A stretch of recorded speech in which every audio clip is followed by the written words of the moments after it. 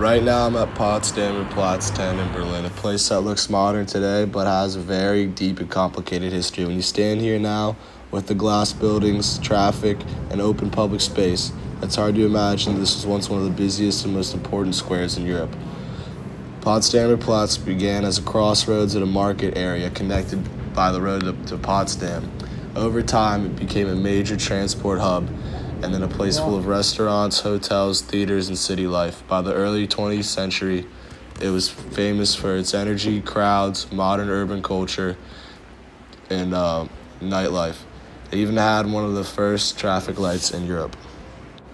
Before the war, this area is one of Berlin's most lively commercial and cultural centers.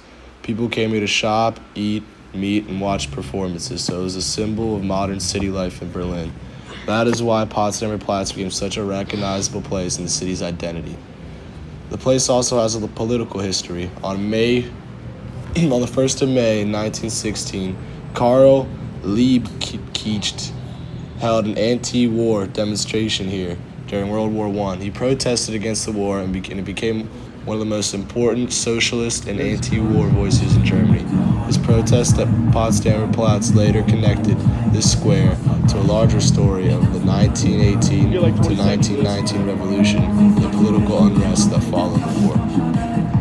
What's interesting about Potsdamer Platz is how much has changed over time. After the Second World War, it was heavily damaged and mostly destroyed, and then during the era of the Berlin Wall, it cut through the area, turning it into an empty border zone between East and West Berlin. So the grassy space that you see in the video isn't just random, it's part of the history of destruction, division, and rebuilding. After the reunification, the city rebuilt Potsdamer Platz as a modern district. Architects turned what had once been a damaged, divided place into one of the city's most visible symbols of its new identity. Today, it represents both loss and renewal. Culturally, Potsdamer Platz matters because it has always been a place where Berlin's public life has always been extremely prominent. It was once full of entertainment, traffic, and architecture, and now it's a place where people gather, walk, shop, and film. Now it shows how cities changed, but also how it keeps layers of memory in the